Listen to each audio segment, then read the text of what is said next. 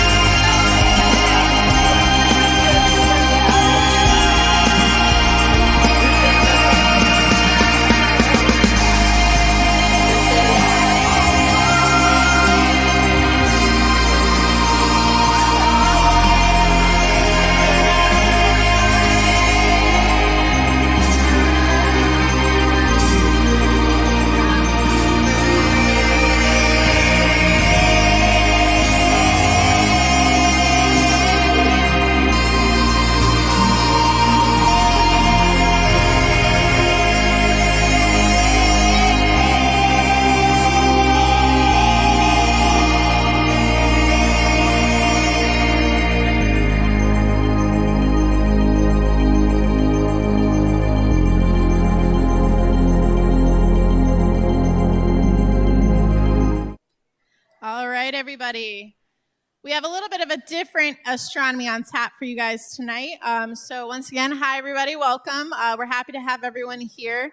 My name's Ashley, for those that are new here. I'm the MC of Astronomy on Tap. So today's show, it's not going to be our usual talk, intermission, then talk. We're going to have a panel discussing a lovely event that happened at the end of March. It was called Sounds of Science, and I will let our panelists kind of go over that a little bit more. We're going to have this panel, and then we are going to play a musical performance, which you'll also learn a little bit more about from our panel. And then we'll open it up for questions, and then we'll have our intermission, trivia, and then we will have another talk. So with that, just a few reminders before we do get started. We do have a brand new tip war. We have what is the best space soundtrack. So we have Interstellar versus 2001: A Space Odyssey. So we will have our volunteers go around with our tip jars. You can vote and figure out which one you like best. Our winner of last month's tip war was the best detection was the first black hole merger. So that won by a landslide. So that wasn't too surprising. And of course, if you did not get a raffle ticket, make sure you head into the back and grab one from Farzana in the back. And with that, I will go ahead and pass the mic off to our panel. Great, thank you, Ashley. Okay. So my name's Greg Guzik. I'm a professor in the Department of Physics and Astronomy, but also for my sins, I've been an LSU member for 40 years, and I'm the director of the Louisiana Space Grant NASA EPSCoR program. So I'm going to talk to you a little bit about the background here, how this group of people got together and what we actually did. But first, I want to introduce them in a little bit more detail. So all the way on the other side, Mary, give a wave. So this is Mary Stein, who is wave Mary. There's Mary Stein. She's the assistant director at the East Baton Rouge Parish Library. She received a bachelor's degree in music theory and composition from LSU. I'm not going to say when. She also had vocal performance degrees from LSU in 1980, and then finally decided to get a degree in library science in 1981, and went to New Mexico, right, for a degree in vocal performance.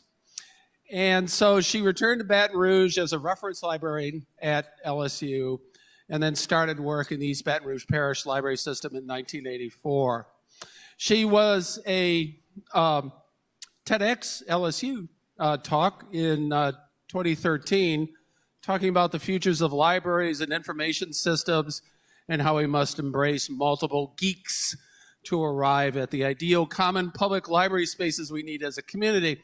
And if you have been into the East Baton Rouge library system, you know exactly what that phrase means, because the libraries are not just about books, they are community centers, and so that's why it was very important to have the library involved in this program.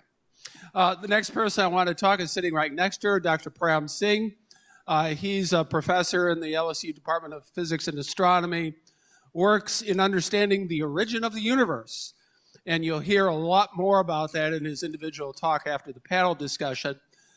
He is extremely eloquent, and he is very good at explaining very complex details about the evolution of a universe in very accessible forms. He completed his PhD in India and had postdocs at Penn State and the Premier Institute. He joined LSU in 2010. Doesn't seem that long ago. One of his major works has been understanding the way quantum gravity resolves the singularities in the cosmos. And he's going to talk to you about what that means. And replacing the Big Bang, which is a singularity, with something called a Big Bounce, which is not a singularity. So his work has been featured in many public media, including featuring of the BBC documentary. He has won various awards. He's got a Rainmaker Award from LSU, NSF Career Award, and as he told me today, he's been running Saturday Science for 13 years. So he's a real good combination here. The next person on the list here is David Walters. We can't call him doctor quite yet. He is a current doctor, a candidate for a Doctor of Musical Arts in choral conducting and composition at LSU. He is supposed to be turning in his dissertation tomorrow. Yep. And he'll be walking with the degree, I think, in August is what his plans are. So David was recently named a fellow of the LSU Center for Collaborative Knowledge and a composition fellow with the 2023 NEO Voice Festival. His music is available on many different media, dwaltersmusic.com, Music Spoke, Edition ICOT. David, one of the reasons that we're here is because of David, all right? And I'll explain to you what that means in just a little bit.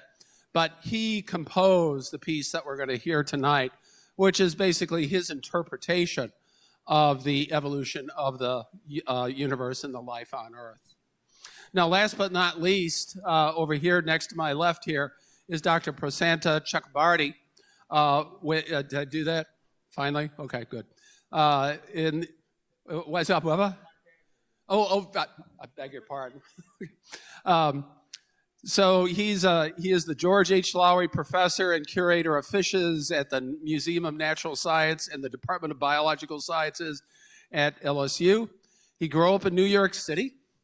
His undergraduate degree is from McGill University in Montreal, where he was born. Okay. So are you actually a Canadian citizen? Okay, cool. All right. All right. And his PhD is from the University of Michigan. He is a former program director at the National Science Foundation. Okay. They don't take dummies there. All right. He is elected a fellow of the American Association of Advancement of Science, ditto. Okay. And a TED Senior Fellow, double ditto. Okay. So he is a Fulbright Distinguished Chair, and he's a faculty director in the LSU Center for Collaborative Knowledge. So, I mean, we've got a star-studded cast here from across the LSU as well as the city. So what are we doing here? Okay, so many of you know that art, music, history, literature, those are all human endeavors. But science is a human endeavor too. And in fact, science is inevitably tied to the way that humans work and think and the way that the culture grows. And so one of the reasons that we're here is to sort of look at that merging between things which are traditionally thought as artsy and things which are traditionally thought of being definitive or prescribed, the sciences. And anything could be further from the truth, really. We do have different models, the way of expressing things, but it still is, when you come down to it, a expression of how humanity lives and grows. So last summer, David had this idea due to his professor, his minor professor, right? David is actually getting a degree, a minor in composition. And so his professor, who unfortunately cannot be here with us tonight, Dr. Myra Gibson, said, well, okay, you've got to come up with an interesting concept for a composition as part of your learning how to do this kind of thing. And I'm not sure exactly how it started, but David got the idea that he'd like to do something based upon science. He's always been interested in science. So he contacted me, he contacted Prem, he contacted a few other peoples, and I answered him, all right? And that started the ball rolling, as I'm certain David wasn't expecting that we would get this far with this thing, but he shouldn't have talked to me first. So I have this history of getting balls rolling, and so this was another one. As soon as he contacted me and said, I'd like some background information on the evolution of the universe for this composition I'm writing in music, I go, aha. So I got the library involved. We got other people around. I think David contacted Dr. Chakrabarty here with the collaborative fellowships. And it was a joint effort of science and music and art playing back together. I've always been a strong supporter a supporter of communicating with the public and making certain that the federal funding, which you all pay taxes for to support, comes back to you as information or knowledge or enjoyment or whatever it is in that. And that goes for the science as well. So that's some of the background on that.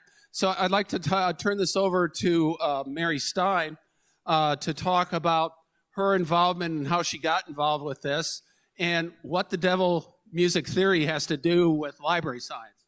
Oh, music theory has everything to do with life. Just look at Bach and then you're fine. All is well with the world. So with the library, one of the tenets of being in a library goes back to what is known must be shared. And we loved the fact that you approached us to share with the general public, because we're always looking for new ways to stretch the little gray cells that maybe have rotted because of social media and reality TV. But every now and then we'd like to pour something fresh in there. And knowing that we could see a series come to life that combined different ways of viewing, hearing, seeing, understanding with new scientific understanding was wonderful. And I go back to one of my favorite authors of all time is, of course, Ray Bradbury. We were fortunate enough to hear from him when he was our speaker for our One Book, One Community featuring Fahrenheit 451, which is possibly being played out again today all across the United States. They're burning books. But Ray said, for a good time, go to everylibrary.org. Ray Bradbury's concept was that the library was the people's university, and that he never got his college degree. He got his degree from the library. And that is so wonderful to me. That is something that we still have a passion for. Libraries are not just barns of books. They are for people. And however the content is and however we can deliver it, and of course the research shows that people learn in different ways, so we need to deliver the learning in different ways. And so the fact that what y'all came up with was this fabulous, holistic, interdisciplinary approach, just mind-blowing, mic dropped. It was everything we love in a program in the library. And we're so excited to be a part of it and find new ways to share little tidbits of information all through the ages, because we do serve people all through the ages.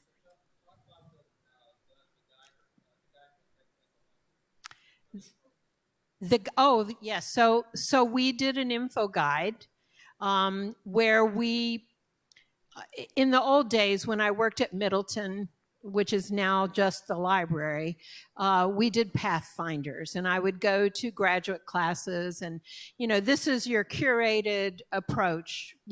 I would have given David a curated approach to how to do his dissertation, and that was a Pathfinder. Well, now we have info guides, and they're online, so you can have so much more than printed words on a little white piece of paper. They can include links to a TED Talk or links to a podcast. They can include playlists where I can have fine music from 2001 and beyond. I can have information for children that's specially scoped for them. I can link to things at NASA, of course, but we can even have coloring pages. We can have interviews. We can have the complete gamut of what the library offers and what's out there that the library can touch. So using that as a way to expose people, the knowledge that can be shared, is good for us. It's good for librarians to use our brain. Librarians are standing by. We want something good to do. So this was something good to do. So if you go to the East Baton Parish Library website,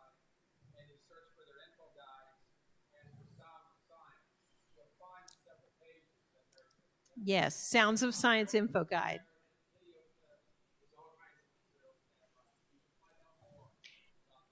And eventually we'll have a link to what we'll see tonight. And anything else David works on. So, Fran, tell us a little bit about your story and maybe the story of the universe. And we'll actually get back to the story of the universe once you and David interact. But tell a little bit about your background, your story, how you got here. So I did my PhD in cosmology from the Inter-University Center for Astronomy and Astrophysics in India. And I'll briefly show a photograph, which will be actually part of my slide, generally where I used to drink my morning tea. So it's just an accidental photograph of that. So I was then in Penn State for 3 years, where I worked on resolution of Big Bang singularity. And then in Perimeter Institute in Waterloo, and then I joined LSU in 2010. And I have been working on understanding how we can go beyond Einstein's theory of relativity to understand more deeply about the true nature of space-time, true nature of gravity, not only like what we feel here in this room, but as the space and time shrink and approach the very first instance of the universe. How does the gravity change? How do we go beyond Einstein's theory and answer the questions about the Big Bang singularity? How did you get interested in this field of science in the first place? What turned you on to this? I have been, very frankly, being a very spiritual person, not religious, but very spiritual person. And I have been, since I was a teenager, like I was always looking for what is the fundamental thing which goes behind the universe. And eventually, like in early 20s, like when I started understanding more deeply about the way quantum physics works, the way gravity works, eventually I found that my main interest, if I want to make my hobby as a career in life, it will be theoretical physics and just doing quantum gravity. So I think I'm extremely fortunate that I'm just paid for pursuing my hobbies. Let me turn this over to Prasanta here, and let's hear your story. How did you get here? Well, my parents are here. So they could probably tell the question a little bit, answer the question a little bit better. I want to say just before I get into my story, how proud I am to be part of David's project, because I think when he first approached scientists about making a music piece about the history of the universe, which includes the history and the origin of life, I was very perplexed because there's no sound in space. What does the origin of life sound like? I don't know. And that's part of why, as director of the Center of Collaborative Knowledge, once he explained it to us, and there was a lot more explaining from his side than from my side, we wanted him to be the first fellow of the CCK, the Center of Collaborative Knowledge, because it is such a cool interdisciplinary project. And so thank you, David, for doing that and reaching out to me. I was always interested in biology. As a young kid, my parents took me to the American Museum of Natural History in New York, and I looked up at the dinosaurs and never looked down, wanted to study where these things came from. And I don't study 10 billion years of history of the universe, but the last 3.5 billion years of the evolution of life on Earth, particularly with fishes. And so when I came here in 2008 as curator of fishes at the museum, I've just had an incredible time thinking about not just biology, but of music and the history of physics and other groups. So I've been very lucky and privileged to be here. We're glad you're here. So, David, turn this over to you. It's your show now. Well, good evening, everybody. I've long told people that if I wasn't a musician, I would be an astronomer. I've always been fascinated, not exactly about the why we're here, but more about the how that we're here. And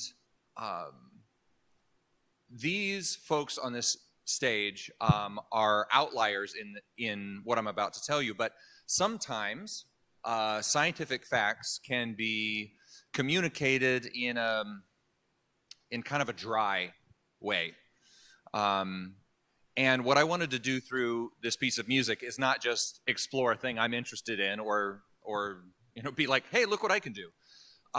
It was more about getting people passionate about science, get them curious, make them wonder, if they hadn't already, about how we got here and why did you do that, and what does that represent? What is the flute doing over here? What is that sound that I hear coming out of that weird percussion thing with the bow and the person and the people and the stuff?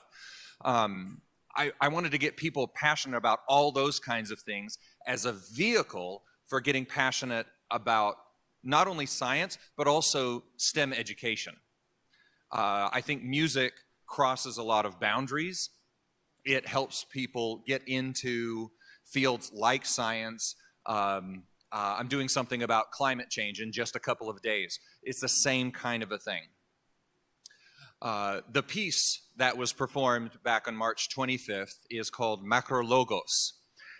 It's a piece for 7 instrumentalists, and the title, one, just obviously means large study or large logic or something like that. Now, that might obviously come from the universe, and where it came from is quite literally the largest thing you could possibly study. However, the title is also based on 3 works from the past. There was a composer in the 20th century, George Crumb, who wrote a piece called Makrologos, which is a very adventurous work, but that also involves astrology, and I did not go down that route. Then that also calls to mind an earlier piece that straddles the 19th and 20th centuries, or a composer who does anyway, called Microcosmos by Bela Bartok. And all of this really dates back to a music treatise that was written nearly 1,000 years ago called Makrologos, which is where we get solfege from. So if you've ever heard that song from Sound of Music, do, a deer, a female deer, do, re, mi, fa, sol, la, ti, do, that's where that comes from. That's over, that concept of how to learn music and those syllables is over 1,000 years old. Now, relative to the universe, that's just peanuts. That's just peanuts to space for the Douglas Adams fans in the room. Some people know what I'm talking about. Yeah, exactly. So you'll get to hear that piece in just a minute. We'll show the video or play the sound or something. But we're going to walk through the form of the piece. It starts, I say simply, but it starts with the Big Bang, takes us through the expansion of the universe. We'll go into the evolution of life, and then a possible end to our universe as perhaps as we understand it today. So I'm going to bounce back and forth between our other panelists as we go through those stages. Then we'll listen to the music, and then we'll take an intermission. Okay? Questions and answers. Oh, we'll do, we'll do a Q&A after that.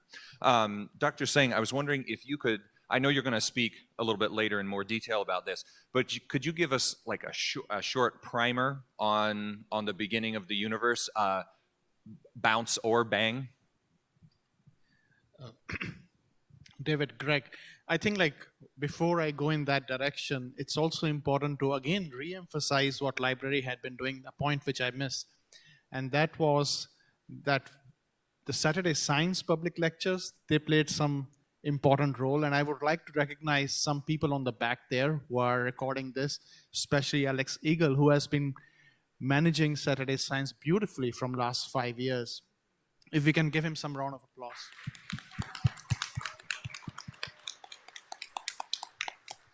Okay, so coming back to 13.7 billion years ago, I think, David, we have done this now so many times. You can do all of this. You don't need me for all this.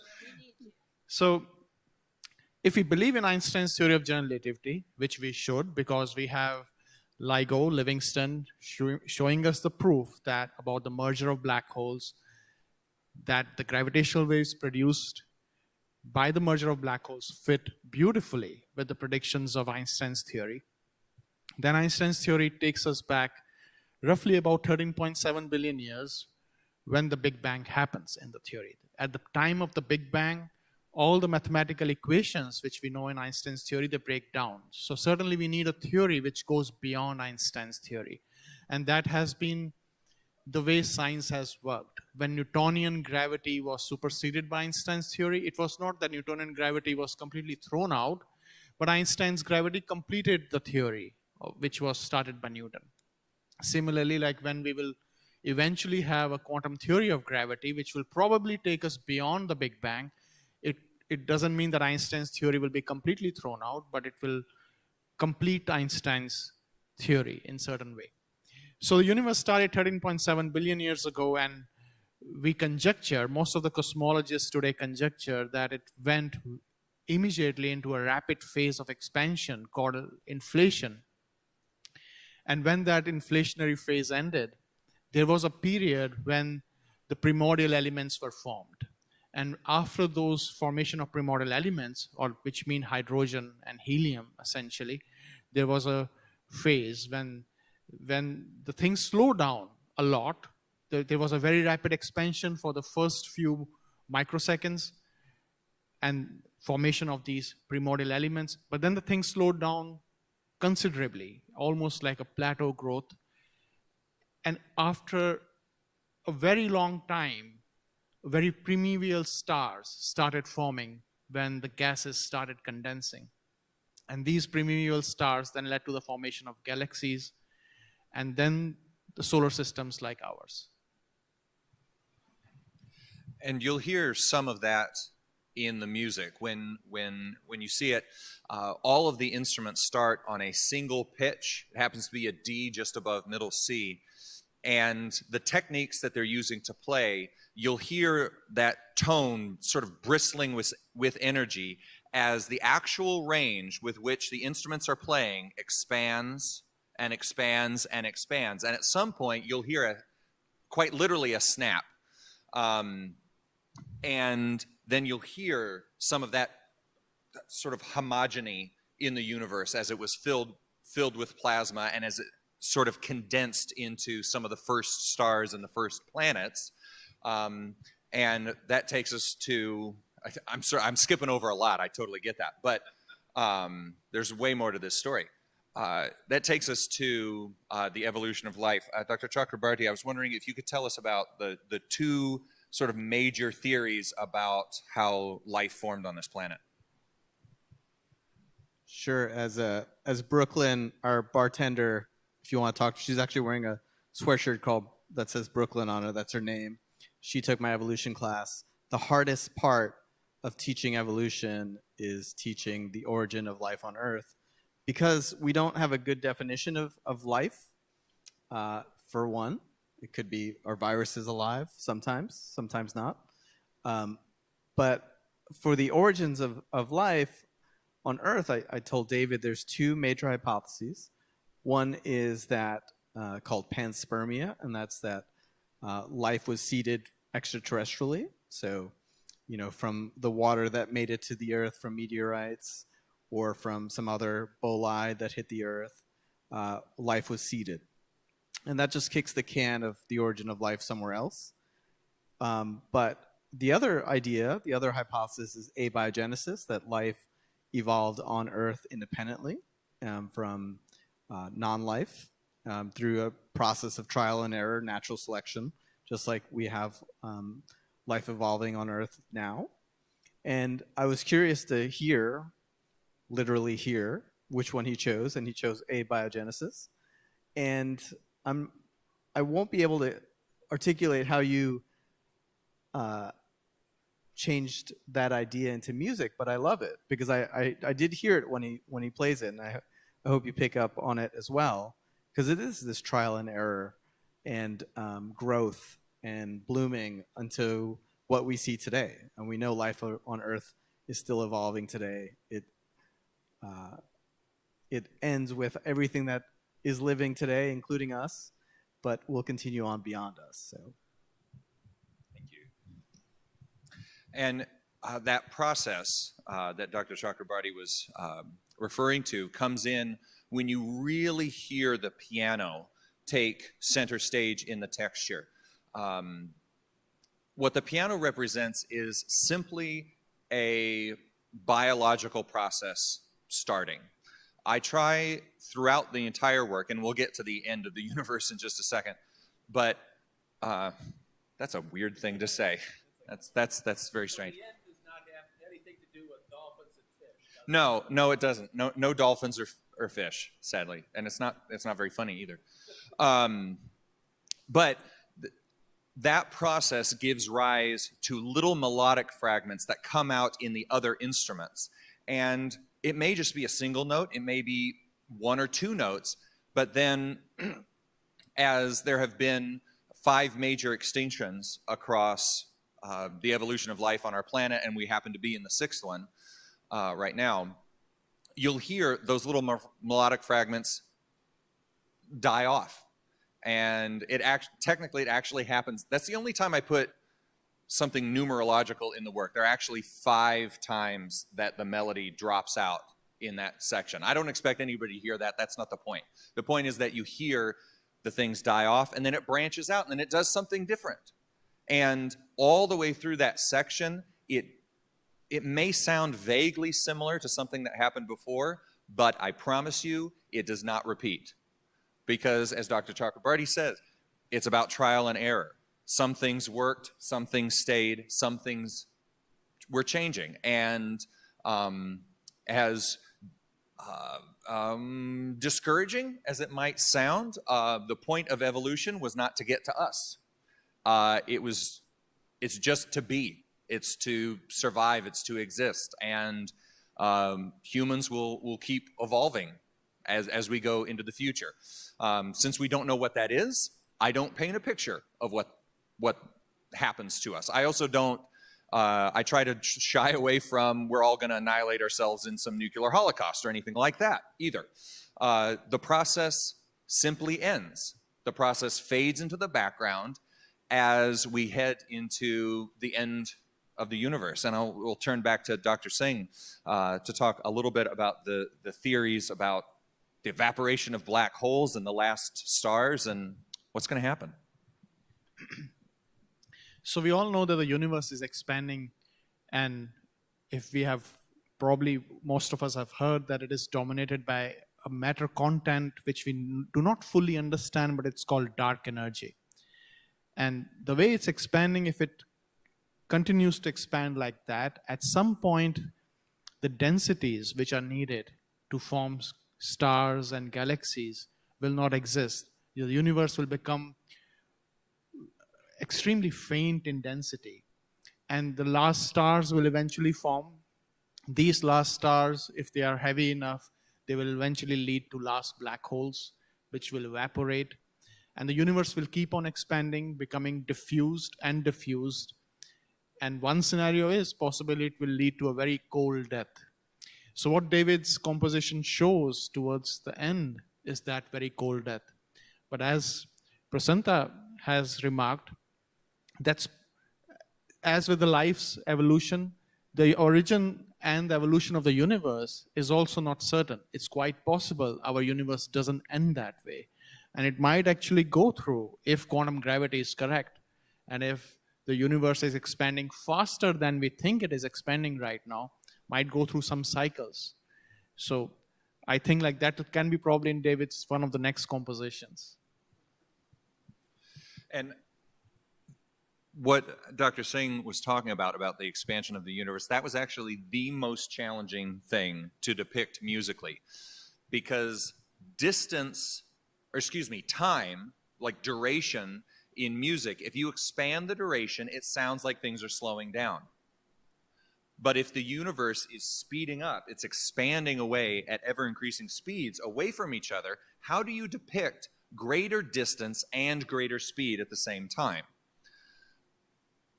You be the judge of how successful this is.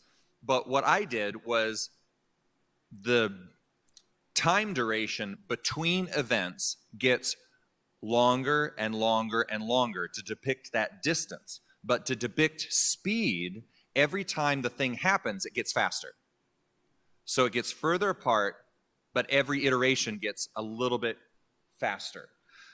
So hopefully that comes across. You'll also hear right at the end, there's a little duet between the clarinet and the flute. And what that is meant to depict are the final two atoms just breaking down their bonds and flying off in their own directions.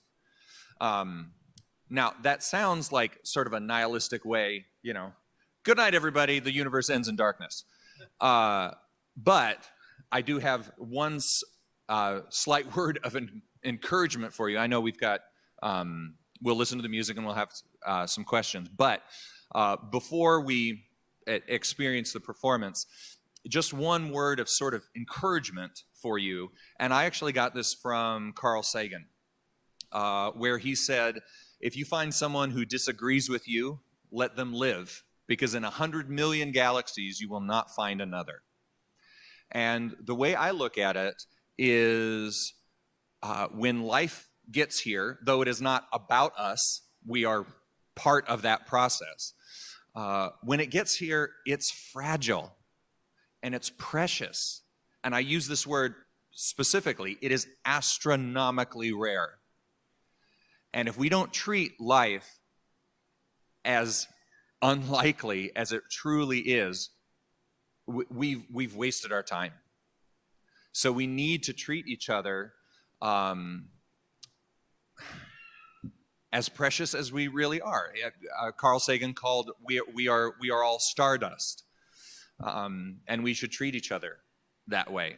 So if there's one message beyond just, hey, look, the universe is a cool place and we should all study it and it sounds awesome. If there's something in addition to that you all take away, it's, aren't I lucky?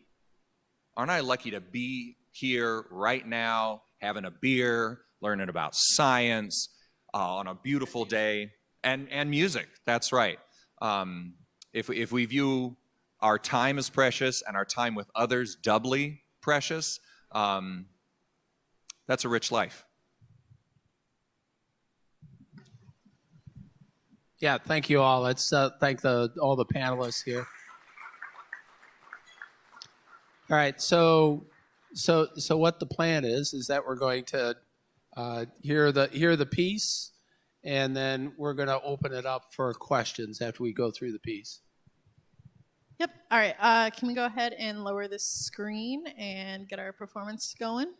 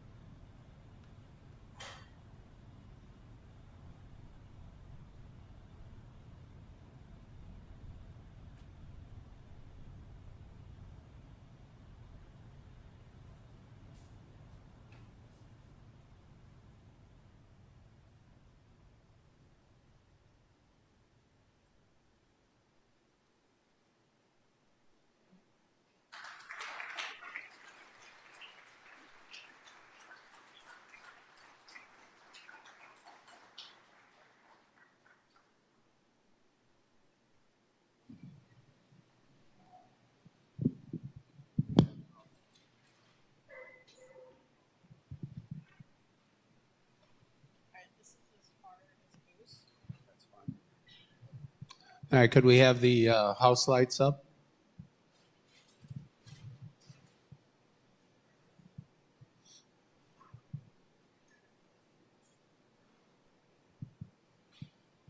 While we're waiting for those house lights, I would like to thank the technicians who put this video together. This was filmed March 25th at the East Baton Rouge Parish Library, the main library, as well as the group here who actually implemented this. So thank you guys very much for bringing this here.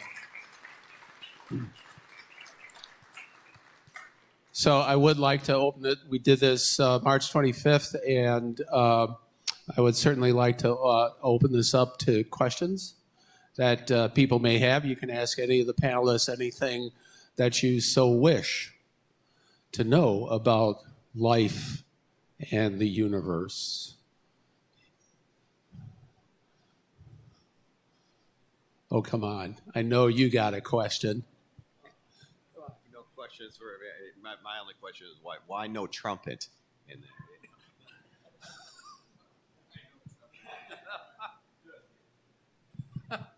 there? The configuration, I mean, I know you're joking, but it's a legit question about the configuration of the ensemble. Violin, cello, flute, clarinet, and piano. It's called a Pierrot ensemble. Schoenberg was famous for getting that started. But I knew I wanted some percussive effects, so I added the two percussionists. And when Dr. Gibson advised me to write some instrumental music, she said, you cannot graduate without writing for this kind of ensemble. So while we're on that topic, don't go away, David. Okay. So while we're on that topic, so there was this very odd instrument in the percussion, which had a bunch of spikes on it and was played with a bow. Could you discuss the history of that instrument? Where did that instrument come from? And what is it called? And what does it do? Well, no. The history, honestly, I'm not so sure about. It's called a waterphone, and each one of those spines around the resonator has a different pitch. Now, you can take a mallet and you can bang on those in different places, and you'll get different pitches all the way around. But the way I used it is you take a bow that you would normally use on a double bass, something that has really thick hair on it, and you just gently spiral around. Actually, in the score, I literally put a giant black spiral to imitate the idea of, sorry, the mic's going to move away from my mouth for a second, but you're turning the thing like that. So you get all of those different pitches, and you get all of those upper partials or upper frequencies. You've probably heard that in all sorts of horror movies. All sorts of sound effects and that kind of thing can come out of that instrument. It's called a waterphone. That was interesting, because the next time I was going to ask you was about the notation for that, but you already addressed that. So we got another question out there in the audience. Jude, is it our usual question? Say that again, Jude. Gotcha. All right, so it is an Astronomy on Tap tradition that we ask all of our speakers what your favorite Pokemon is. So if you do have a favorite Pokemon, for our whole panel, we would like to know. Anyone want to go first?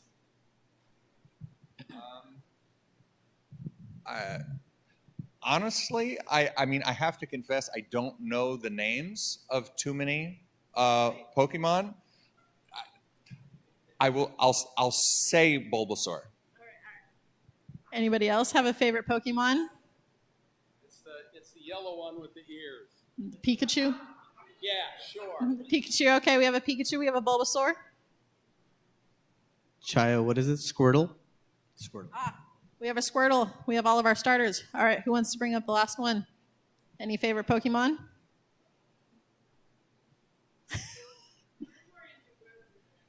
Okay. All right. Are there any other questions from our audience? Let me go ahead and check our online audience while I'm waiting. Yes. Oh, we have a special guest star in the audience who's going to ask a question. Young lady, what is your name and what do you do? Oops. You think I'm going to have a science question? I'm Cynthia Peterson, and I'm the Dean of Science at LSU.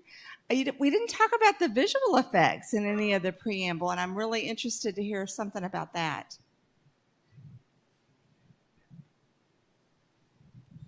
That was an additional collaborative effort between the musicians and the electronic music and digital media area we have at school.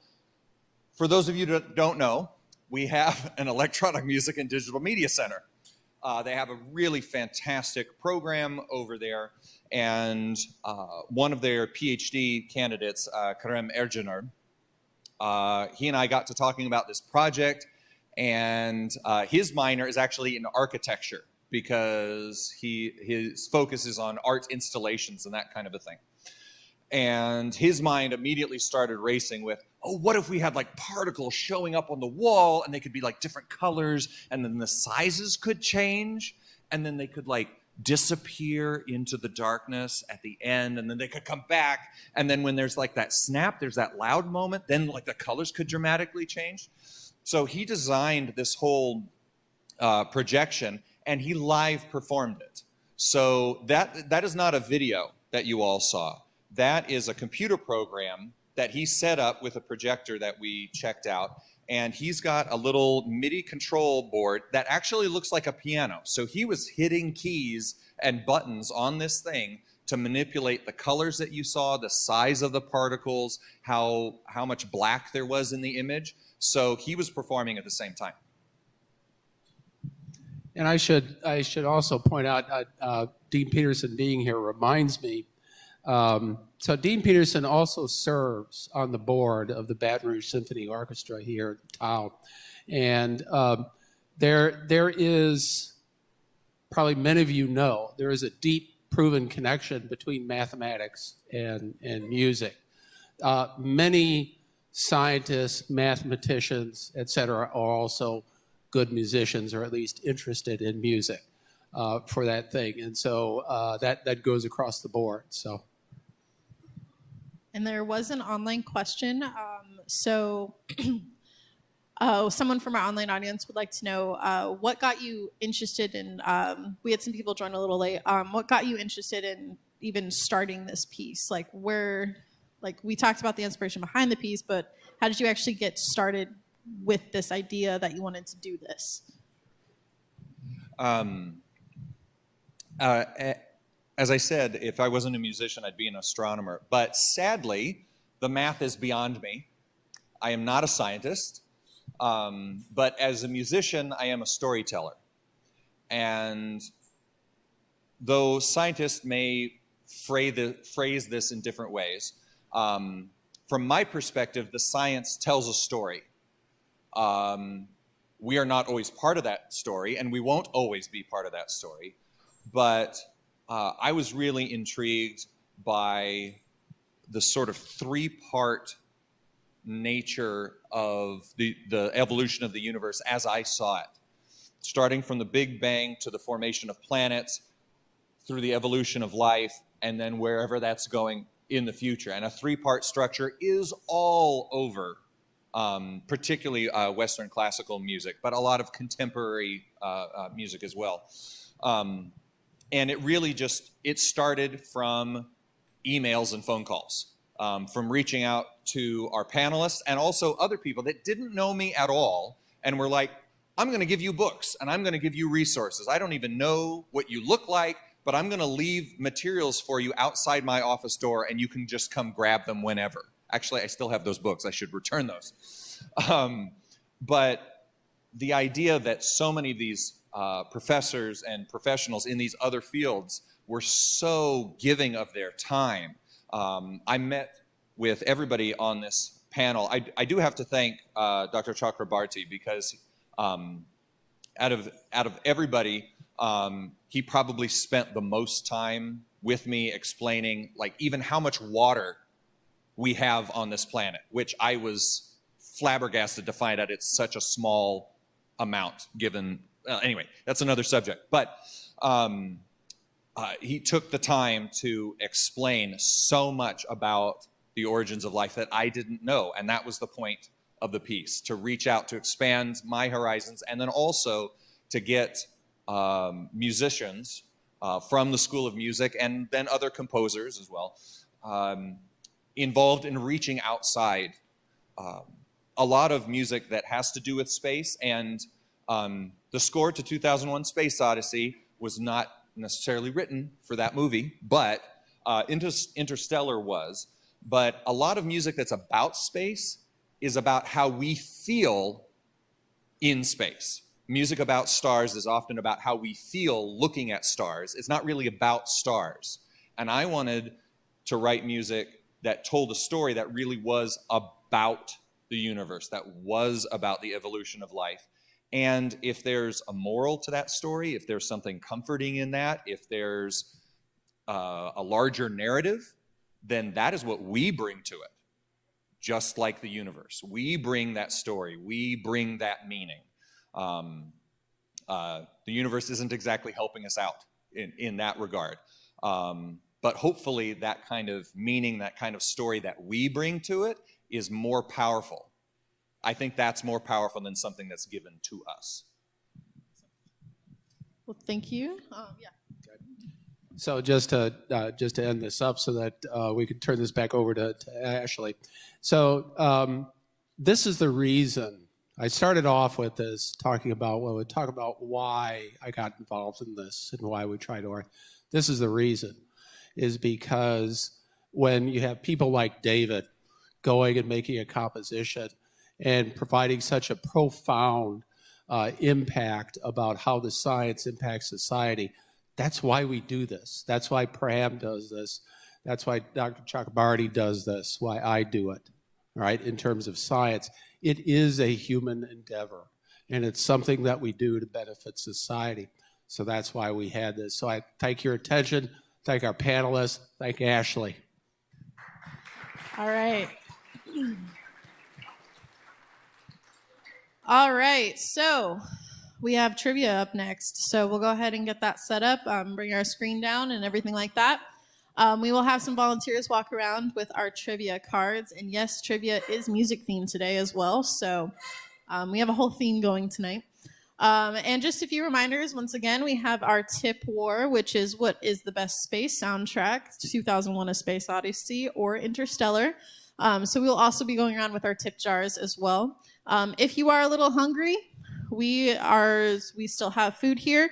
You can go and order with the chimes, and they will bring their food, your food back here and set it at the bar. So if you are a little hungry, you can go grab some food. And with that, we'll go ahead and get on with our intermission.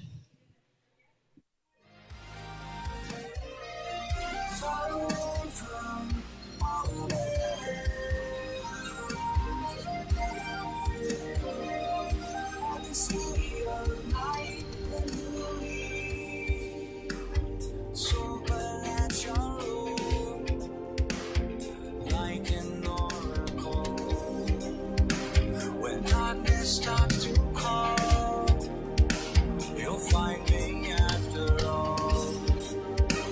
A face that can emanate, a stare like a spotlight. If you guide me into your space, I'll be there at the first light. Send a light in, I'll be waiting.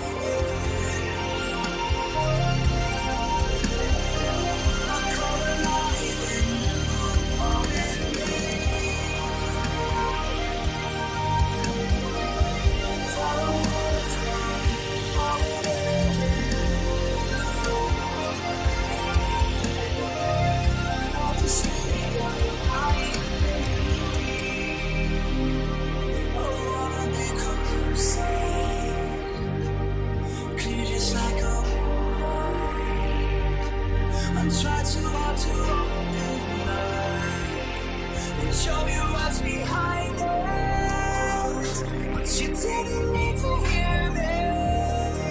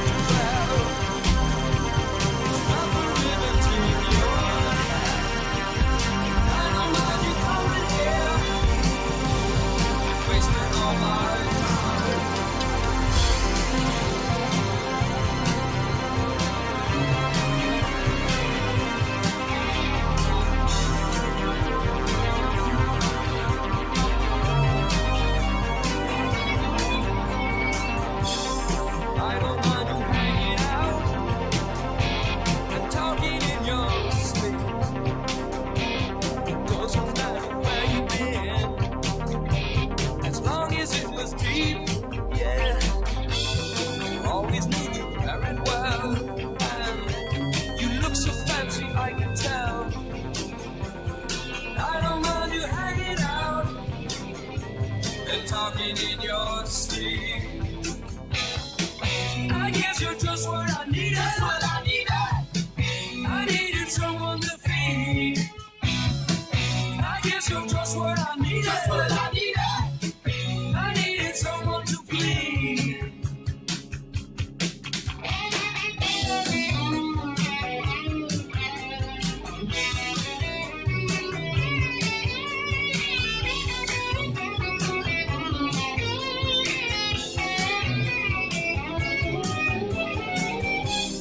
I don't mind you coming here and wasting all my time. 'Cause when you're standing out so near, I kinda lose my mind, yeah. It's not the perfume that you wear, it's not the ribbons in your hair. I don't mind you coming here and wasting all my time. I guess you're just what I needed. That's what I needed. I needed someone to feed. I guess you're just what I needed. That's what I needed. I needed someone to bleed. I guess you're just what I needed. That's what I needed. I needed someone to feed. I guess you're just what I needed. That's what I needed. I needed someone to bleed. So bleed me.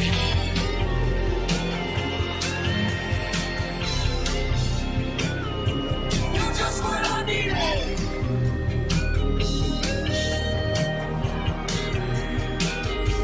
You're just what I needed.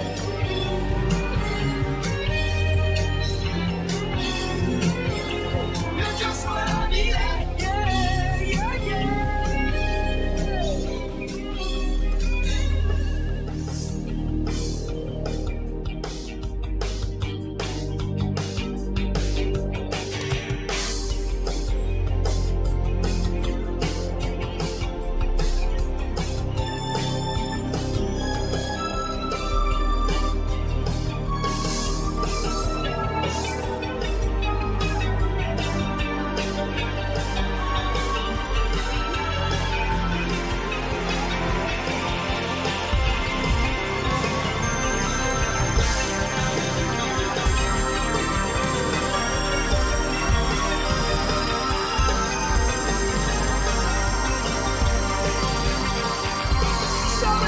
Show me how you do that trick. The one that makes me scream, she said. The one that makes me laugh, she said. Threw her arms around my neck. Show me how you do it.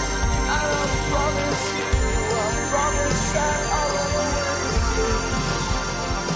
I'll run away with you.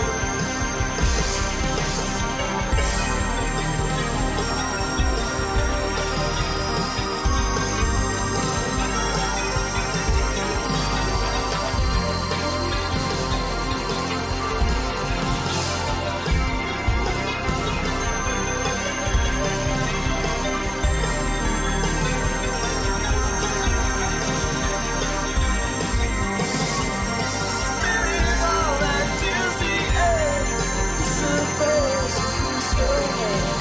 Dreaming of all the different ways I had to make her run. Why are you so far away? She said, won't you ever know I'm in love with you? That I'm in love with you. Soft and lonely, you. Lost and lonely, you. Strangers, angels, dancing in a deepest ocean. Twisting in on the water, you're just like a dream. Just like a dream.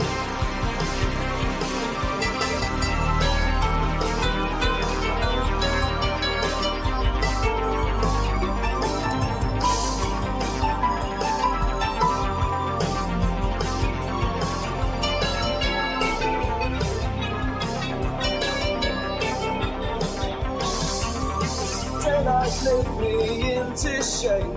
I must have been asleep for days. Moving lips, breathe her her name, I opened up my eyes and found myself alone, alone, alone above a raging sea. Stole the only girl I loved, drowned her deep inside of me. You knew, soft and lonely. You knew, lost and lonely. You knew, just like heaven.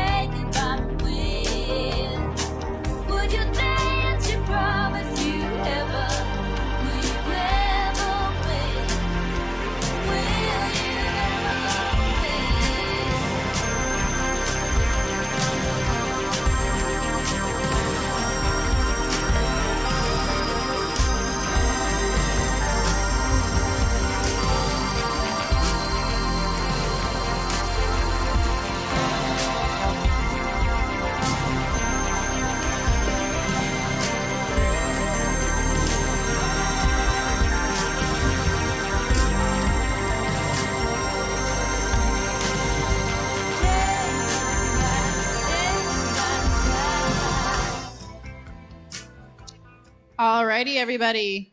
A little bit of a shorter intermission today, but if you have your trivia done, please make sure you write your name on it, and I will come around as soon as I introduce our next speaker and collect your trivia cards. And at the end of our next talk, we will announce the winner of our trivia.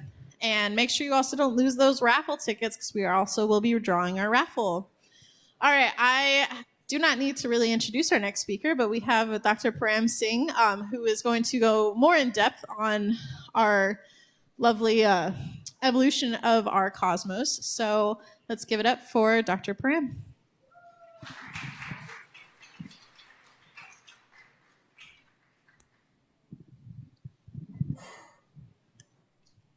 Okay, thank you everyone, and thank you so much, Ashley. So I have changed the title of my talk a little bit because I wasn't able to fit the fonts properly here, and I thought I'll speak less about creation and more about the cosmological dynamics of our universe. So I'm going to give the title of the talk is Evolution of Our Cosmos, a Historical Perspective. The figure right here tells us about the evolution of the universe and the Big Bang. And the figure right here was actually an artist's description from a status report or a progress report on my field I wrote about 10 years ago, where the Big Bang is replaced by a big bounce here. And all of this research is funded by National Science Foundation. And this is actually a Sounds of Science event under Astronomy on Tap. So let's start with the big questions here. And probably that's the most boring slide I'm going to start with, but it becomes interesting as we move forward. Okay, so I'm going to talk about the dynamical nature of our universe. What does it mean? It means how did our universe evolve? How did we understood the dynamics of the universe? And starting from the very early ideas from geocentric models to the heliocentric models. I'm just wondering, like, maybe I can move down so that everyone can see.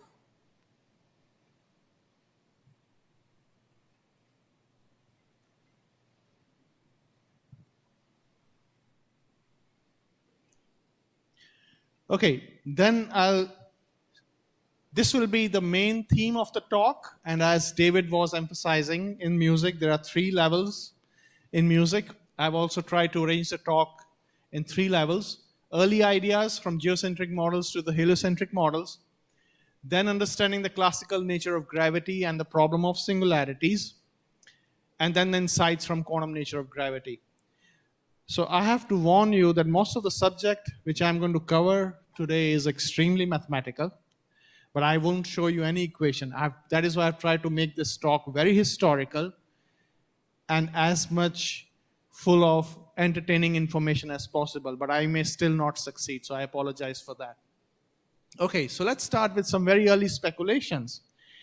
And these early speculations go back about 3,000 years ago, with some Vedic philosophers in India who imagined that if you want to answer the questions about the dynamics of space and time and universe, then we first have to answer questions about the Earth. And they thought that Earth is actually supported by 4 elephants. The 4th one you can't see. And these 4 elephants are riding on a giant turtle. And this giant turtle is riding on a big cobra, a king cobra, who is eating his own tail, which symbolizes a cyclic evolution. So these were the Vedic ideas 3,000 years ago, which Indian philosophers were speculating on.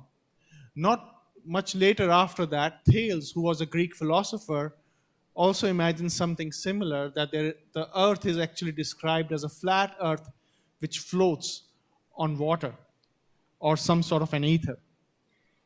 But these ideas were very speculative. There was not much natural philosophy behind them, and that is why they died very early.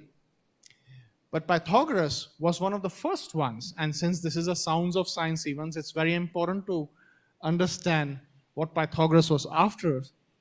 He was the first one who was able to dwell into a very deep connection between math and music and the working of our universe.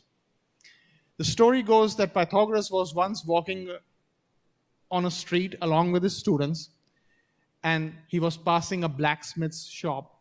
And by hearing the way the blacksmith was working, he was able to figure out a lot of things about music and mathematics. I won't go into much details of that story, but he was able to figure out that the fundamental intervals in music were created by perfect ratios of length of the strings used to generate notes. Going beyond that, he postulated that heavenly objects moving through space produce sound, as do earthly objects moving through air. And he postulated the idea that these heavenly objects, whether they are planets going around Earth, at that time you have to remember that Earth was the center of the universe. For a very long time, it remained so. The planets moving around Earth will create a music of spheres. Each planet produced a note depending on the distance from the Earth. And there was one could imagine a cosmic monochord between the sun and the Earth, with different planets falling on that monochord. Depending on their distance, there were different scales. And because of this, because of all these postulates, music actually became the part of the main curriculum in the early and the medieval period, along with astronomy, along with arithmetic, and along with geometry. So the basic reason that the music became so powerful in academics essentially can be traced back to these hypotheses of Pythagoras. Let's move forward. So Pythagoras, and after Plato and Aristotle spent a lot of time in understanding the geocentric model of Earth. The Earth, in Aristotle's idea, was the center of the universe, and the stars moved in perfect circles. This idea actually traces back to Pythagoras himself, who was trying to produce a unification of music and math, and that required that heavenly objects move in perfect circles. Because if they don't move in perfect circles, the notes will be disturbed. The harmony of nature will be disturbed. These perfect circles will play a very important role for a very long time. So what are these perfect circles? We can see from this picture here, these are almost perfect circles of the stars or the heavenly objects moving around in the sky. That's what the early astronomers with their naked eyes could see. But there were exceptions to these heavenly objects' perfect motion. The Pythagoras and the Pythagorean school, and later the school of Plato and Aristotle, they all believed that the heavenly objects, that Earth is the center of the universe and the heavenly objects move in perfect circles. But they knew that there are some disturbances in these orbits, especially if you look at the planets like Mars and Jupiter. They don't follow perfect circles, but they go back and forth. And that's why they are called planets, because planets, they were the wandering stars.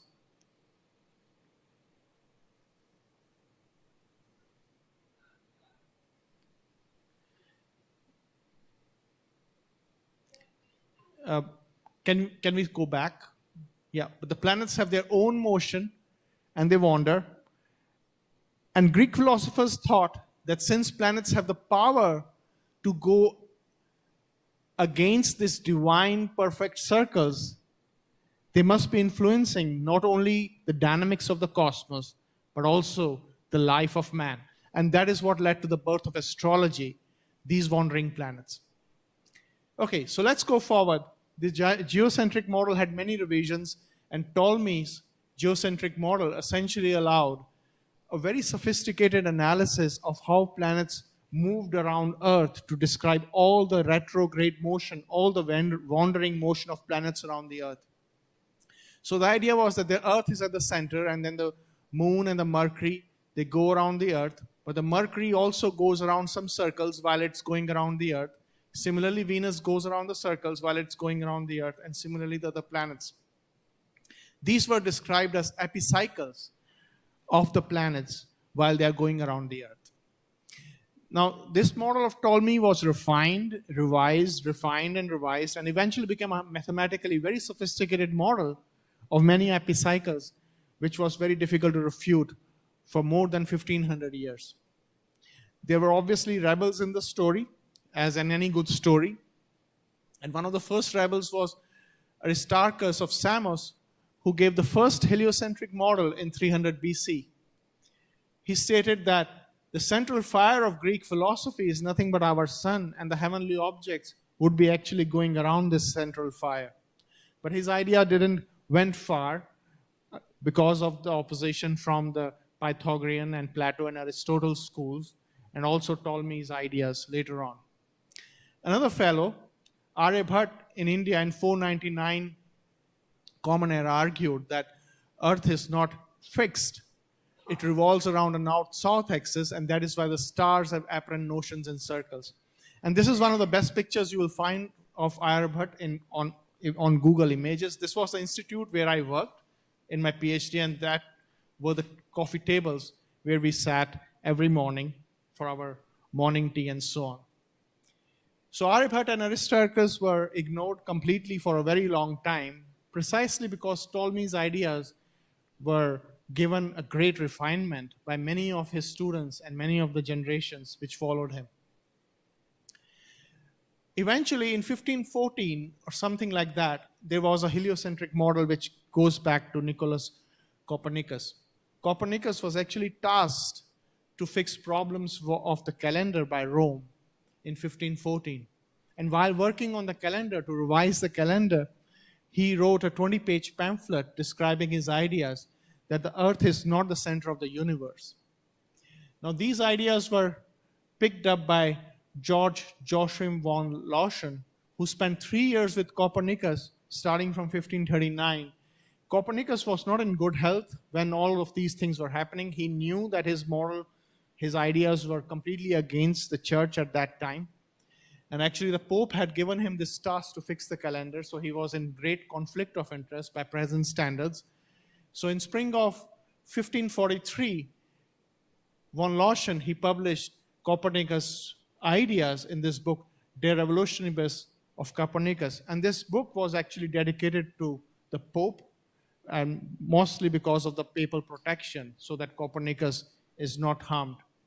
Unfortunately, Copernicus only saw this book published on his very last day. That's generally the story. In Copernicus' ideas, so this is von Lauschen, who spent a lot of time with Copernicus in his last days to publish results of Copernicus. And even in Copernicus' ideas, the universe was finite, as it was in the Greek philosophy. It had a spheres of fixed stars, but planets and Earth moved around the sun. But still, the impact of Ptolemy's model was so great that Copernicus' idea was just seen as an outlier. They said, okay, yes, there is a model which describes it, that perhaps the Earth is not the center of the universe, but still, the Ptolemy's model was extremely successful and nobody much paid attention to Copernicus' ideas. But most of the mathematicians at that time, they were still paying some attention, and one of them was Tycho Brahe. So Tycho Brahe came up with a hybrid model. He was an extremely rich astronomer of his time. He was a friend of King Frederick II of Denmark, and Tycho Brahe had his own island gifted by the king, his own observatory. And the observatory's budget was almost 5% of Denmark's GDP in that time. So he was spending lavishly a lot of money on his experiments. But with these funding, he also produced very accurate astronomical observations. And he found that Ptolemy's model is actually wrong. But he was also trying to fix somehow the Copernicus model by trying to make some sort of a hybrid of the Copernicus ideas and what Ptolemy's ideas were. He developed a hybrid model of Ptolemy and Copernicus in 1588, in which all planets except Earth orbit the sun, which orbits the Earth. So essentially the idea is that, let's imagine a solar system in which all the planets except the Earth, they are orbiting the solar system, orbiting the sun, but the sun is orbiting the Earth. So a perfect hybrid of the old Greek philosophy ideas and what Copernicus had found. In the same year when he gave this model, he lost his observatory. He reached Prague, where he was joined by a very young fellow called Kepler in 1600. Now, Kepler had a very humble beginning. He was a great mathematician, great mathematical physicist, and he knew that Tycho Brahe's idea doesn't make fully sense, and perhaps the right model is actually the Copernicus model. But Kepler didn't have any guts to tell this to Tycho Brahe. Well, unfortunately or fortunately for Kepler, Tycho Brahe died in 1601, so Kepler was completely free from all of the Tycho Brahe's influence. Tycho Brahe left all of the astronomical data with Kepler, and Kepler, being a mathematician, he tried to prove everything again using all those accurate data which Brahe had taken. So Kepler, he started working with Tycho Brahe's observations again, thinking a new way to describe them. And when Kepler first looked at this problem, that he has to come up with a model which actually describes Tycho Brahe's observation and also takes into account Copernicus' hypothesis, he thought that it will take probably a week for him, or most probably, or if things go really wrong, maybe 2 weeks to fix everything and come up with a model which describes the motion of heavenly bodies in the solar system. But it took Kepler almost 8 years, not 2 weeks. The reason was that Kepler was very much influenced with the Greek ideas about the perfect circles, and all through he was trying to fit the planetary motion around the sun in perfect circles. Eventually he gave up after 7 years, and then he spent 1 more year trying to understand ellipses, and trying to then fit the planets around the sun in ellipses. So this was a big change which happened in the philosophy from Greeks to Copernicus to Kepler. The whole notion of heavenly objects moving in perfect circles had to be given away by Kepler to describe the motion of the heavenly objects around the sun in ellipses, which are not perfect circles. Kepler, after doing this, he spent next 10 years trying to prove that motion of planets did indeed produce harmonic tones, which was this music of spheres, which Pythagoras had imagined. He tried for 10 years. He didn't find any results. He failed. This was the time of these precious 10 years when Galileo took the lead again as a mathematician. And that is why Galileo is remembered more than Kepler in physics. Kepler, then after those 10 years, which were not very fruitful, he wrote one of the first science fiction books about travel of man to moon. Okay, so what led to the end of Aristotelian ideas? So I briefly mentioned Galileo. Galileo in 1609, so remember, like Tycho Brahe died in 1601. Kepler was working for 8 years and trying to build up his model, which he thought will just take 2 weeks. And in 1609, Galileo started discovering many more things beyond Kepler. First of all, Kepler had already made many discoveries, and Galileo went forward and found that lunar mountains and there are sunspots and there are heavenly objects. They are not so heavenly. They are not so perfect. They have imperfections. The second thing which Galileo found, apart from that the heavenly objects are not perfect, is that the principle of equivalence. Galileo figured out that if once one, for example, throws up a lighter object and a heavier object from the same height, then they fall at the same time. Now, this was a very counterintuitive idea in Aristotelian philosophy, because a heavier object, like a ball, generally falls much faster than a lighter object, like a feather. Obviously, they don't take into account the friction of air or the way the hydrodynamics work in different fluids. But Galileo was able to do very precise experiments with different objects on the Leaning Tower of Pisa, and he was able to show that different objects with same mass, the different objects with different mass, they follow at the same time. And the interesting thing is that when Galileo was doing these experiments early on, people thought he's a prankster and he's trying to just play some sort of a magical tricks when he's trying to throw the two balls, and maybe he's throwing one ball with a larger force and so on. It took a lot of convincing by Galileo to prove to ordinary people that the principle of equivalence is actually true.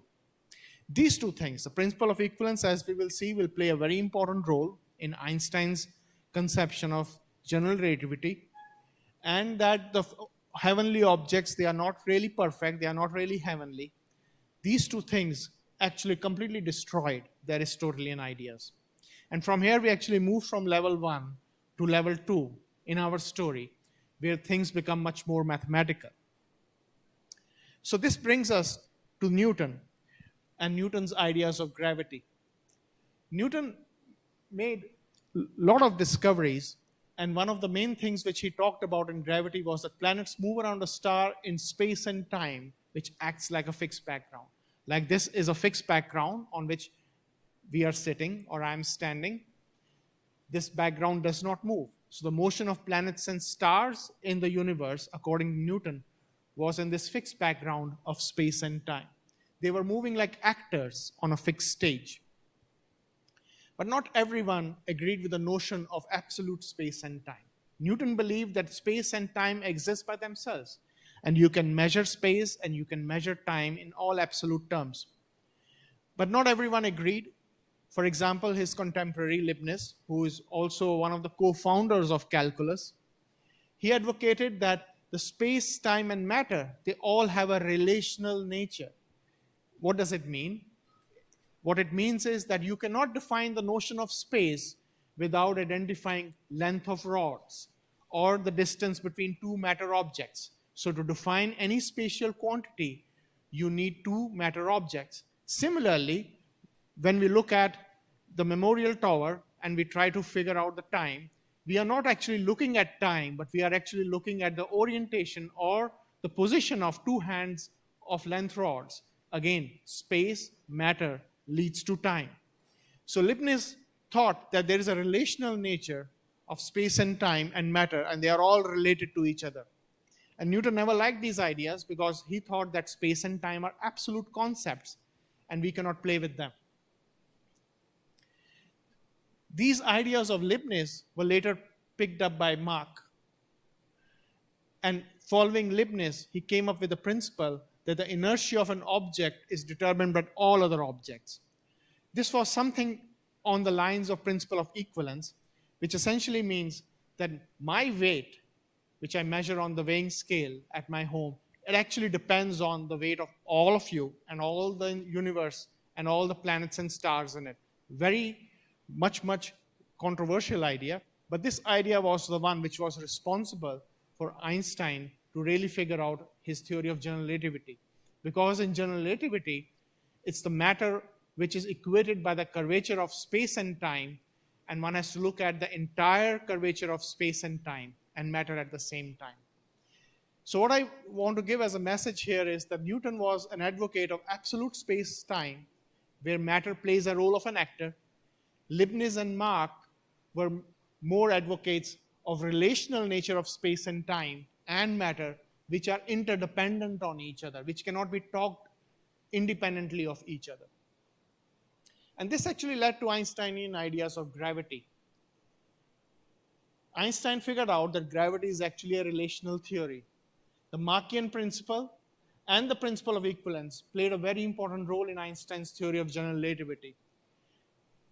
Einstein also figured out that gravity is not a force like electric or nuclear forces, which we experience in labs. Gravity is actually dynamics of space and time. What does it mean by the dynamics of space and time? It means that the gravity is not just a fixed stage of absolute space and time as Newton thought, but that state changes. So in Newtonian gravity, the space and time is fixed, and if a particle like me walks on that space and time, nothing happens to that space and time.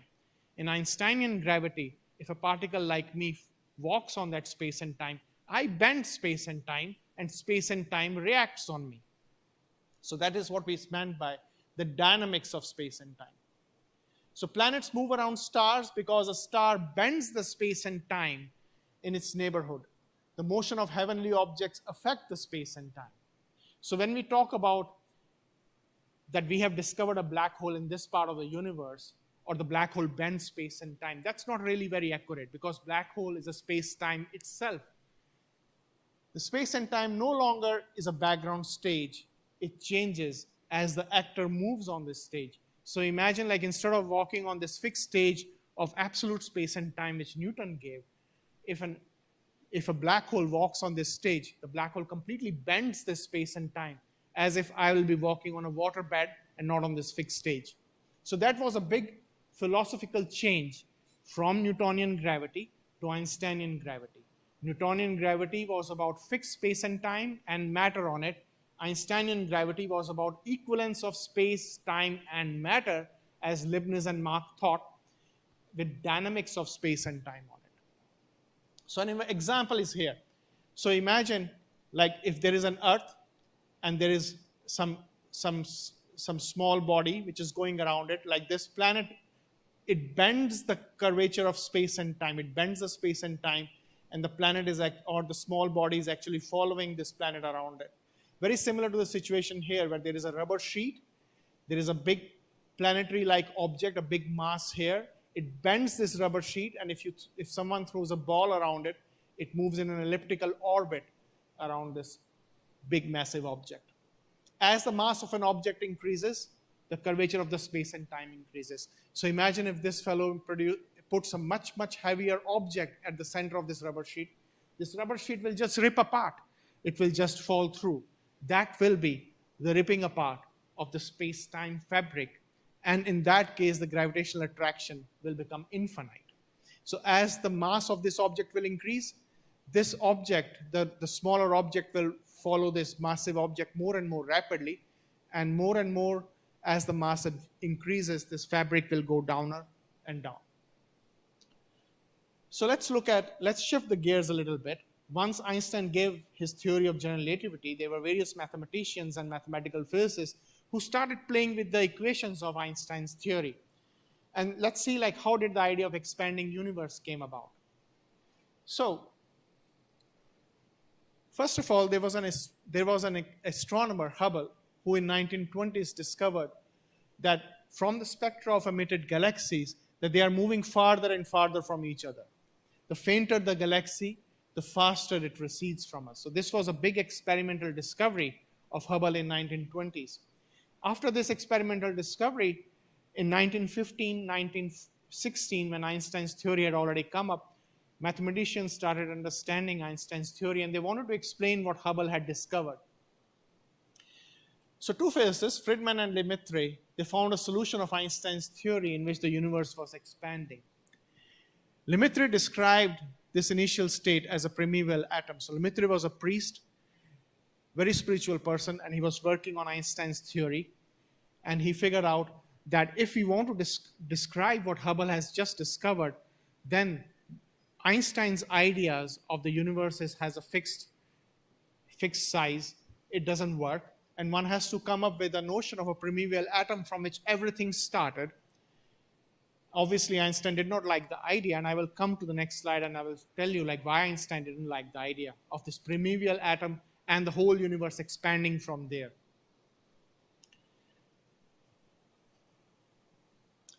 By 1930s, even though the Einstein didn't like the idea, most of the scientific community started acknowledging that the universe is actually expanding.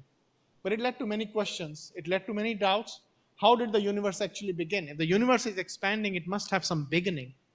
And how do the galaxies form?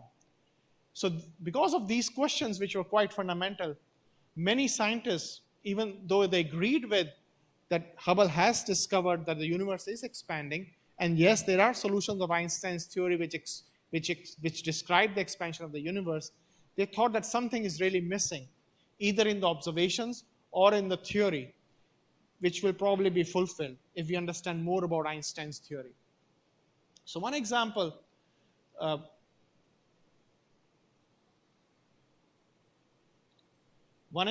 which will come up was to deal with this big problem of the Big Bang. So what happens is that if the universe started from some sort of a primeval atom, and if you time reverse the evolution of the universe, it's contracting. Then its size will reach zero, and its energy density, which means that how much matter is contained in certain volume, will become infinite. So imagine if the universe is expanding like this, if you time reverse it, at some point it will reach a size which is zero. And at that size zero, the density of the universe will just become infinite because the density is 1 over the mass over the volume. This infinite density causes infinite bending of space and time, and it just completely destroys the space-time fabric, exactly in the way I was describing for this rubber sheet experiment, that you put a very heavy mass and this rubber sheet keeps on bending and eventually it just breaks apart. So that bending of the space-time will completely destroy the fabric, and that would lead to a complete destruction of Einstein's theory. It will break down when the universe begins. And a similar example which happens with the breakdown of Einstein's theory is at the right center of the black holes. Okay, so there was obviously a lot of opposition to these ideas. People didn't believe that the universe is expanding, even though Hubble had figured out that the universe was expanding, and there were repeated observations of those. But many physicists were trying to reconcile that Einstein's theory is still correct, and perhaps we can somehow circumvent all these problems with singularities. And one of the main advocates of Einstein's theory was Sir Arthur Eddington, and let me describe. So even though the singularities were discovered in 1940s, they were discovered in very special toy models. And what is a toy model? So obviously, like mathematicians or mathematical physicists or theoretical physicists like me, we do not have the capacity to solve all the equations which are applicable to the universe at the same time. So we made some simplifying assumptions. The simplifying assumptions are, let's assume that our universe is homogeneous. it means that it is contained of matter which has a lot of uniformity if I move in space. It's an ideal approximation, but it works pretty well because the inhomogeneities in our universe are really very small. Astronomers also tell us that our universe at large scales is pretty homogeneous. It's a good approximation to make. So the homogeneity of the universe was one of the approximations, that the universe looks same throughout. The next approximation which was made was the universe is isotropic, that it looks same in 3 directions. Obviously, this room is not isotropic. It's also not homogeneous, but it's at a very small local scale. If we look at the universe at a very large scale, it looks pretty isotropic and pretty homogeneous. So Arthur Eddington, who was a great friend of Einstein and a big advocate of general relativity, he firmly believed that the universes which do not look same in 3 directions, initial singularity will be absent. There will be no Big Bang. The Big Bang singularity in 1940s was discovered for toy models, and I will say toy because people like me, we just play. We don't work throughout the day. And we just play with mathematical equations, and that is why theoretical physicists say these are toy models, because we are just playing with those universes every day. So in 1940s, for these toy models, which are homogeneous and isotropic, Big Bang singularity was discovered. Sir Arthur Eddington, who was the main hero in actually confirming Einstein's theory of general relativity through solar eclipse experiments, was of the firm view that the moment you will take out one of the assumptions, either of an isotropy, which is that the universe looks not same in 3 directions, or homogeneity, the singularity will just disappear. And that's a fair assumption to make. Generally, it can also happen that if you make too much simplifying assumptions, you can actually run into problems. And that is what Eddington thought, that people are making too many simplifying assumptions. People like Lemaitre, people like Friedman, they're making too many simplifying assumptions, and the Big Bang singularity will go away. He actually let me quote this. Philosophically, the notion of the beginning of the present order of the nature is repugnant to me. I should like to find a genuine loophole. And Eddington spent most of his life actually trying to find out a loophole in the arguments of Friedman and Lemaitre, which were pointing to that Einstein's theory is going to break down when you reach the singularity. This greatly influenced Sir Fred Hoyle, later Sir Fred Hoyle, but Fred Hoyle was a very young man at that time, in early 20s, when he read about all this. And I'm going to make a jump in history, go forward, and then come back, and come to something which was the most popular theory before the Big Bang came in, and that was called the steady state theory. The steady state theory was advocated by Sir Fred Hoyle, Hermann Bondi, and Burbages. These are the 2 Burbages, and Narlikar. So Narlikar was the director of the institute where I did my PhD, and he made this very beautiful institute, one of the most beautiful institutes for physics in Asia. And he was a student of Fred Hoyle. So this theory, the steady state theory, was based on a perfect cosmological principle. And it was a much more stronger principle than what even Greeks were philosophizing. The universe is nearly the same, not only in space, but also at any point in time. It doesn't change at all in time. So then people ask this question, well, if the universe is same at all points in space and time, how do galaxies form? We see the formation of galaxies. How do stars form? And their idea was that there is something called as a C field, which is called a creation field. And because of the conservation of energy between this creation field and ordinary matter, the galaxies, the stars, the planets, they all form. But nothing actually changes. And I have to say that Burbages and Bondi, they played an extremely important role in astrophysics and astronomy, making very accurate observations of various phenomena. So let's come back to the Big Bang. So this was the steady state theory, which was one of the main theories at that time. Let's try to understand what is a Big Bang, who actually coined this word Big Bang, and who was the man behind it. So there was a Russian physicist called George Gamow who was working on Lemaitre's ideas, preliminary ideas, and he explored that ultra-dense state of matter from which the elements would originate. So George Gamow had a lot of interest in nuclear physics, and he wanted to understand how do different elements form and how do they lead to heavier elements. And he predicted that the universe will have a very cold black background radiation, if Lemaitre's ideas are true. If there was a primordial atom and the universe expanded through it, then there will be some sort of radiation which will be there, which will be very cold, but which will be there. And this will be called the cosmic microwave background radiation. So imagine like you see a firecracker bursting in the sky, there is an explosion, that's like a big bang, but then there is an aftermath radiation.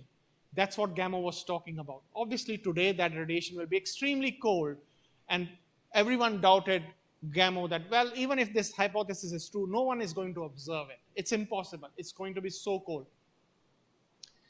So how did Big Bang came in?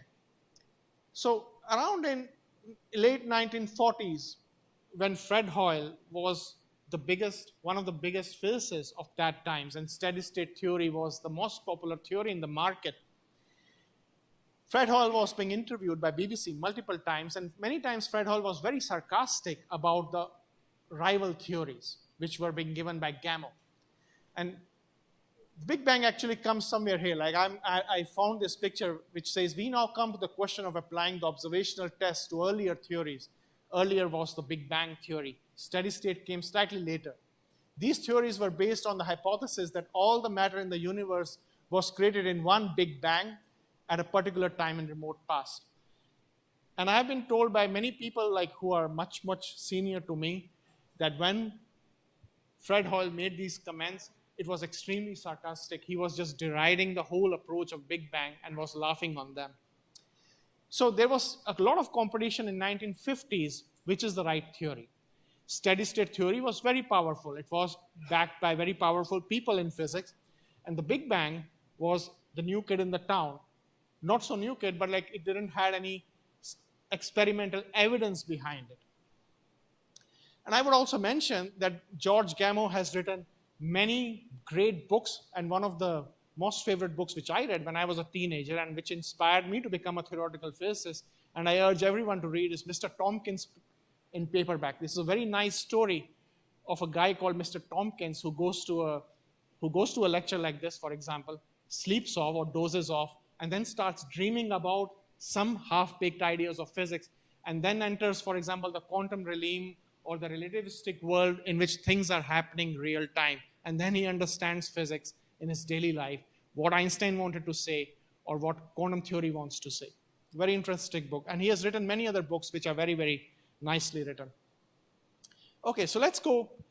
This story has lots of turns, like we still have to decide who's the winner. So let's see like how the winner was decided. But let's go back to mathematics. Even if the Big Bang theory was correct, there was the issue of singularities. And Eddington had already postulated that singularities will just go away. The moment you remove isotropy of the universe, that means the universe looks alike in the same direction, or the inhomogeneity. So there was a mathematical physicist, Amal Kumar Rai Chaudhuri, in 1950s in Kolkata. And we have some friends from Kolkata here. And he proved Sir Arthur Eddington wrong. He showed that singularities exist even for space-times which are different in different directions. So this was one of the main hypotheses of Eddington. The moment you remove one of the simplifying assumptions, which is leading to singularities will go away. Raychaudhuri showed it's not true. Even if you have a highly anisotropic universe, which looks different in different directions, Big Bang exists.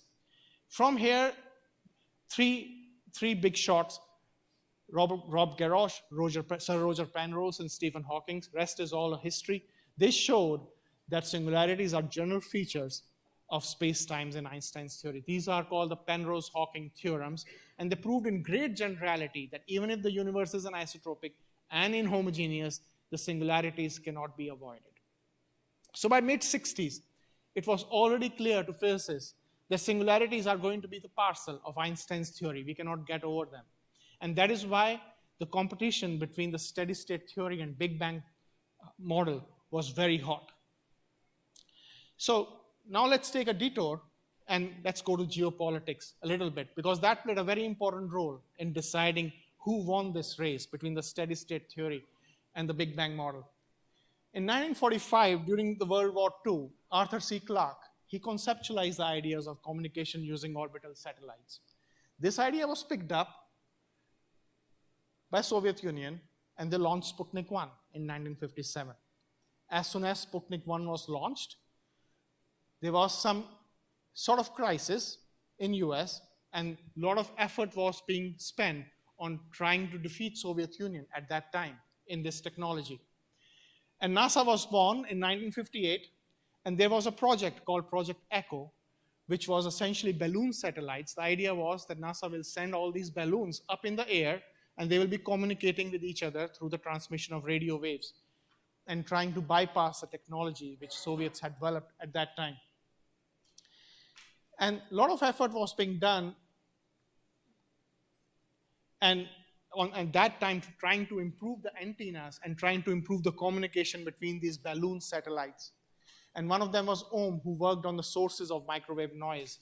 And those who are students here, like we must have seen this Ohm, which is used in electrical circuits and resistance and so on. And one of the main issues which was being still investigated in early 1960s to improve the communication between these balloon satellites was elimination of some sort of a noise, a very mysterious noise, which no one was able to figure out where it is coming from. Penzias and Wilson were two very hardworking people who were trying to eliminate this noise from a very super sensitive horn antenna in New Jersey, trying to improve the communication between these balloons somehow. They just couldn't figure out. There was a mysterious noise which was coming. They actually did all very delicate and great job of even climbing up this huge horn antennas and wiping out all bird droppings and so on, but the mysterious noise still remained. It was a very dim hum which was always there, which they were not able to filter out. So what was this noise? These are actually Penzias and Wilson, and this noise was actually, they figured out that it's actually not coming from anywhere nearby or even from Earth, but it has origins from outside our galaxy. And this noise was the cosmic microwave background radiation. The cosmic microwave background radiation, which Gamow had predicted, which will be an aftermath of this Big Bang explosion, that very low temperature radiation was producing this very dim hum, which was not being filtered out by various experiments. So the steady state model immediately was ruled out. It became out of fashion overnight, and the Big Bang model became the only theory in town. And since then, most of the physicists, most of the cosmologists have been working on the Big Bang model and trying to understand this Big Bang model. So what does Big Bang model tell us? It gives us this picture, which is an incomplete history of our universe. Just at the if we believe in Einstein's theory, we are living somewhere here, about 14 billion years here. If we go back 4 billion years before the Big Bang, there was a star formation which peaked 500 million years after the Big Bang. They were earliest known galaxies.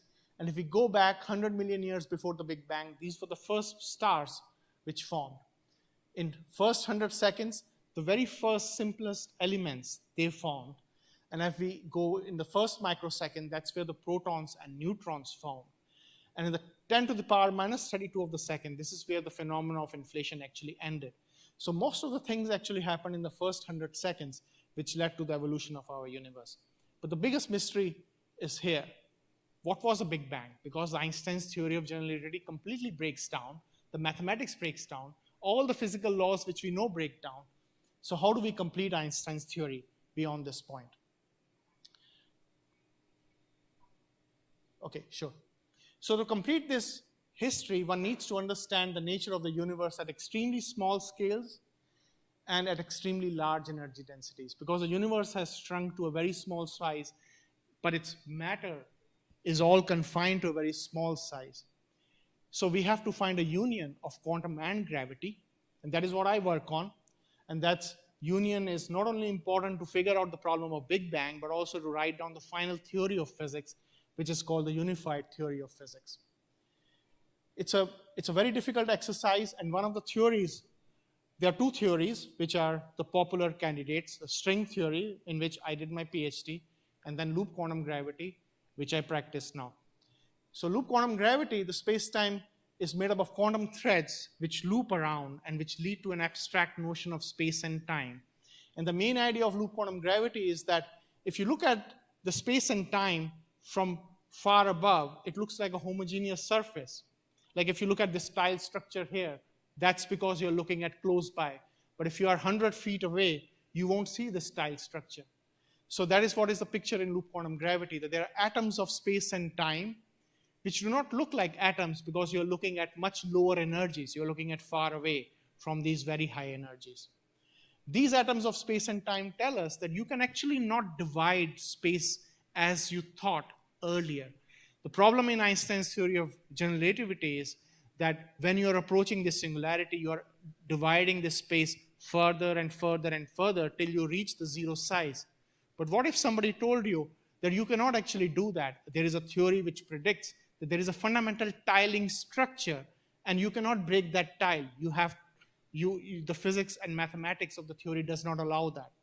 Then what happens is that if you allow that tiling structure, this is the artist's description, that if you start from some galaxies and planets here and if you move back and you reach this point where you thought will be Big Bang, the universe actually bounces out to another branch, which is called a big bounce. This is an artist's description, but we have spent last 15 years here in LSU with supercomputers. There are about 20 international groups who have been working on the mathematics and computational aspects of this theory. And this picture actually turns out to be true in many different models which we have studied, that evolving backwards towards the Big Bang completely disappears and is actually replaced by a bounce which connects us to a previous branch of the universe.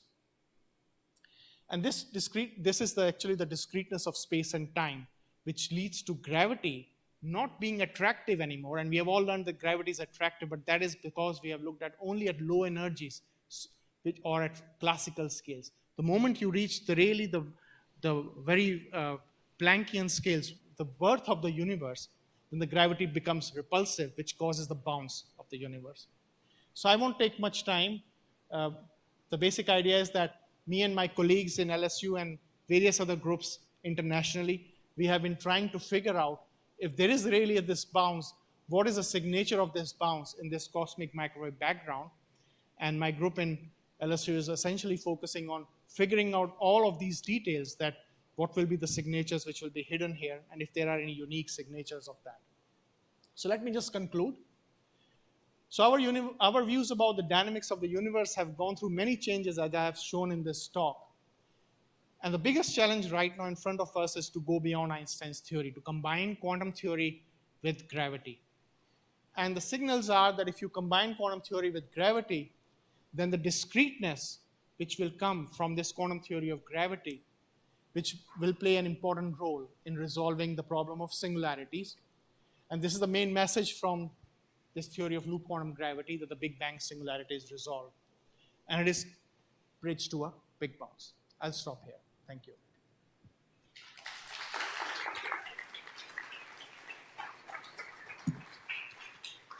All right, for sake of time, we have time for one question, if there are any in the audience. Yeah, Brad. So the question was, why did you have a change of heart from string theory to loop quantum gravity?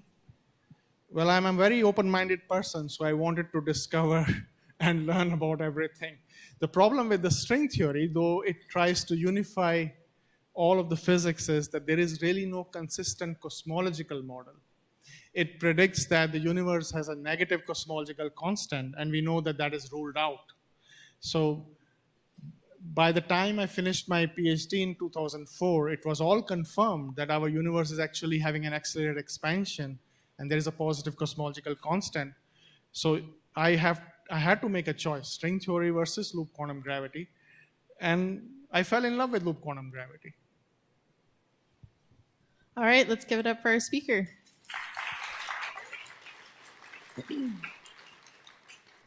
All right, if anybody does have any more questions for Dr. Singh, you can always come up and ask him some more questions after the show. All right, so we're gonna speed run through the trivia answers because I know it's getting a little late. So we'll get those pulled up. All right, who sang Drops of Jupiter? It was Train. Who sang Space Oddity? It was David Bowie. Who wrote the Planet Suite? It was Gustav Holst. Which band created the classic album Dark Side of the Moon? Pink Floyd. In 1994, as part of their super unknown album, which of the following came out with the hit song Black Hole Sun? It was Soundgarden. What is the country of origin for the popular lullaby Twinkle Twinkle Little Star? It is England. Man on the Moon was a 1992 hit for REM. It was created in memory of a quirky comedian who had died a few years earlier. Who was that man? Andy Kaufman. Who sang Total Eclipse of the Heart? That was Bonnie Tyler. The Galaxy Song is a fun song from the Monty Python crew. It was from The Meaning of Life. And finally, which of these Planet songs is the debut single by British band Duran Duran, released in 1981? It is Planet Earth. So we have 2 winners for our trivia. I know some people have left.